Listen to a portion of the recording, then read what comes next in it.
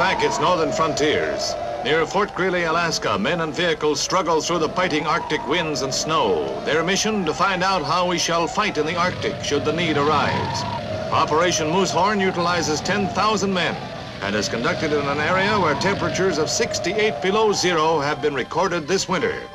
Combat teams moved forward on skis.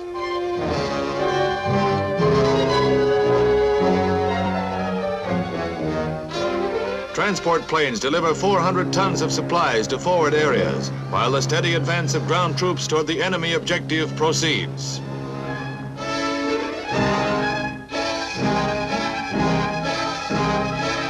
Despite the bitter weather, the advance rolls relentlessly forward. Tents must be pitched on 40 inches of snow, slight protection against a 60-mile-an-hour polar blizzard. Should war come, the defenders of the Arctic Circle have been tested to the limit for their task.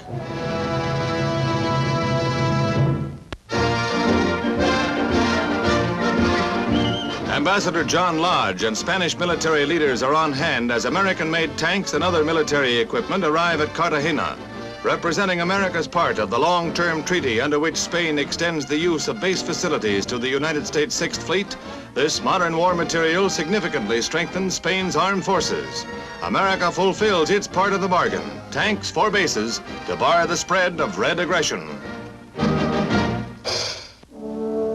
Billy Graham comes to Japan, and a crowd of 30,000 gathers in Tokyo to see the famed American evangelist who has pursued his mission in every part of the free world.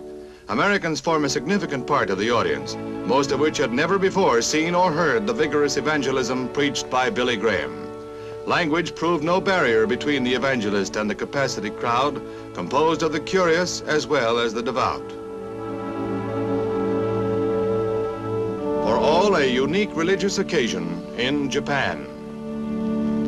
The dead and dying are removed from the wreckage of the Washington to New York flyer. Speeding at 80 miles an hour on its northbound run, the famous embassy breaks an axle and 9 cars of the train hurtle from the tracks and down an embankment. 6 die in the wreckage and 90 are injured. It is hours before some of the dead and wounded can be cut from the debris with acetylene torches. 2 investigations are launched into the tragedy as death rides the rails. Governor Goodwin Knight attends a unique celebration, Christmas in February. Determined citizens of Yuba City, not to be deprived of the year's greatest holiday, gather in their flood-ravaged city to celebrate the Yuletide. At Christmas time, their town was submerged under swirling floodwaters. A bit late perhaps, but Santa is doing business at the old stand, and the junior set of Yuba City is enjoying the Christmas spirit despite a slight postponement. The whole nation joins in wishing courageous people who are now rebuilding their city a very Merry Christmas in February.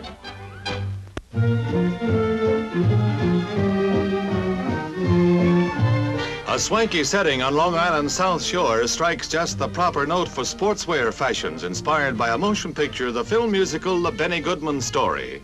For the short or long of it, cashmere blends are featured in styles selected by Miss Irene Johns, fashion consultant. Her selections pop right out of the pages to provide the right number for milady here.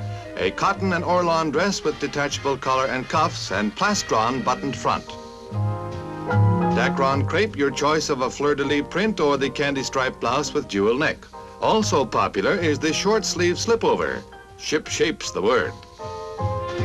Polished cotton sateen on the left, polished cotton with scroll embroidery on the right, while next we have a winsome threesome, all set for T for 3. From her woven striped ankle-length pants to the bib-yoked sleeveless blouse, she'll be envied on the green. 3-button blazer and slim skirt or sleeveless blouse with Bermuda shorts, there's a fashion touch for every fashion need.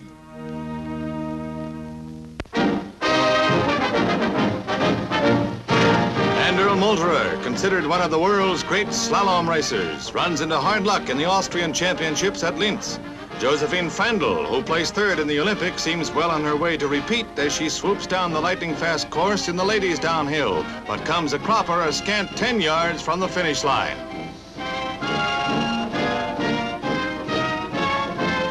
Sepp Schiffner, one of Austria's best, displays the flawless form that is every jumper's envy.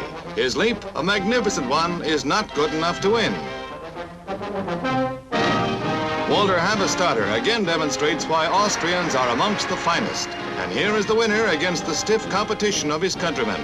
Ubi Bradl, 40, and the oldest man in the meet, shows the form that permitted Austria to place second in the Winter Olympics. It is a leap that comes as close to perfection as possible.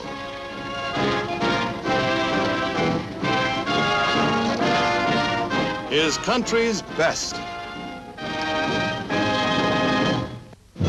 The high point of 2 weeks of motor thrills in the national stock car races is the 160-mile Circuit Championship, a 39-lap competition for unmodified stock cars. Qualifying speeds went as high as 135 miles an hour, with the big prize at stake. They don't spare the horses here. It's a supreme test of men and machines, and not all pass. A spectacular flip-over before the crowd of 32,000. The driver was lucky. Even luckier was Tim Flock, a winner by a 50-second margin, his second straight victory. Champion driver, happy family, lucky man.